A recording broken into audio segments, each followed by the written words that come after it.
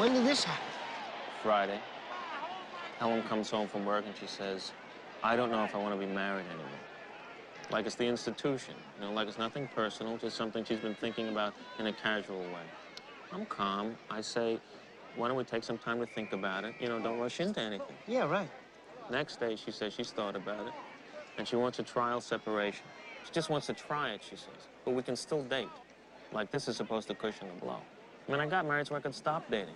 So I don't see where we can still date as any big incentive, since the last thing you want to do is date your wife, who's supposed to love you. Which is what I'm saying to her when it occurs to me that maybe she doesn't. So I say to her, don't you love me anymore? You know what she says? I don't know if I've ever loved you. Ooh, that's harsh. You don't bounce back from that right away. Thanks, Jess. No, I'm a writer. I know dialogue, and that's particularly harsh. Then she tells me that somebody in her office is going to South America and she can sublet his apartment. I can't believe this. And the doorbell rings. I can sublet his apartment. The words are still hanging in the air, you know, like in a balloon attached to a mouth. Like a cartoon. Right. So I go to the door, and there are moving men there. Now I start to get suspicious.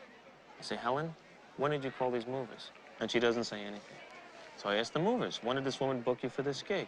And they're just standing there, three huge guys, one of them wearing a T-shirt that says, don't fuck with Mr. Zero. So I said, Helen, when did you make this arrangement?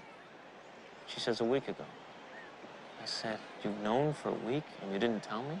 And she says, I didn't want to ruin your birthday. You're saying Mr. Zero knew you were getting a divorce a week before you did? Mr. Zero, no. I can't believe this. I haven't told you the bad part yet. What could be worse than Mr. Zero knowing? It's all a lie. She's in love with somebody else, some tax attorney. She moved in with him. How did you find out? I followed her. I stood outside the building. So humiliating.